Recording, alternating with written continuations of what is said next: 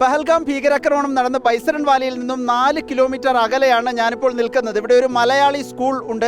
അതിൻ്റെ പേര് Yaseen English school എന്നാണ്. യെസ് ഇന്ത്യ ഫൗണ്ടേഷൻ്റെ നേതൃത്വത്തിലാണ് ഈ സ്കൂൾ നടത്തുന്നത്. ഇവിടെയുള്ള കശ്മീരികളായ വിദ്യാർത്ഥികൾക്ക് പഠിപ്പിക്കാനായി ഒരു ബോർഡിംഗ് സ്കൂളാണ് ഇവിടെ നടത്തുന്നത്. ഇതിൻ്റെ ആളുകൾ ഇവിടെയുണ്ട്.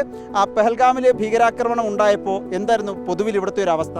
നമ്മളാരും പ്രതീക്ഷിക്കാത്ത രീതിയിൽ വളരെ ഒരു ഭയാനകമായ രീതിയിലുള്ള ഒരു അവസ്ഥ ആയിപ്പോയി ആ സമയത്ത്. അപ്പോഴും കുറച്ചൊരു 10 മണിയൊക്കെ ആകാൻ നേരത്താണ് പിന്നെ നമ്മുടെ പോലീസുകാരും ആർമിക്കാരൊക്കെ വന്നിട്ട് പോലീസും ആർമിയും വന്നു. എന്ത് പറഞ്ഞു? അവർ വന്നിട്ട് നിങ്ങൾ എത്ര പേരുണ്ട്, നിങ്ങൾ എത്ര സ്റ്റാഫുകളുണ്ട്, കാര്യങ്ങളെല്ലാം ചോദിച്ചു. അത് കഴിഞ്ഞിട്ട് അവർ പറഞ്ഞു ഇനി ഒന്നും വെളിയിലൊന്നും ഇറങ്ങരുത്, നിങ്ങൾ സേഫായിട്ടുള്ളിൽ തന്നെ ഇരിക്കണം എന്ന് പറഞ്ഞിട്ട് അവർ പോവുകയും ചെയ്തു. ശരിക്കും ഈ പഹൽഗാം എന്ന ഈ ഒരു ചെറിയ പട്ടണം ഇവിടുത്തെ ഉപജീവനം മുഴുവൻ ടൂറിസമാണ്, മൊത്തം ടൂറിസമാണ്.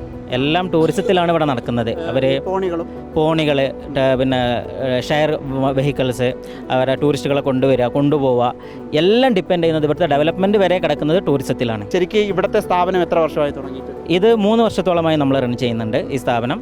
പിന്നെ നല്ല രീതിയിൽ മുന്നോട്ട് പോകുന്നുണ്ട്.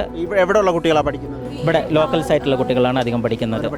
ഈ യെസ് ഇന്ത്യ എന്ന് പറയുമ്പോൾ മലയാളികൾ തന്നെ തുടങ്ങിയ സംവിധാനമാണ്.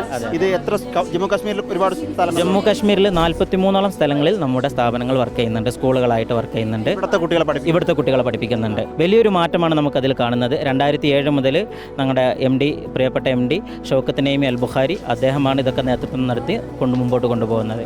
നിങ്ങൾ കേരളത്തിൽ നിന്ന് ഇവിടെ സ്കൂളുകൾ നടത്തുന്നതിൻ്റെ പ്രധാനപ്പെട്ട ഒരു ലക്ഷ്യം എന്താ?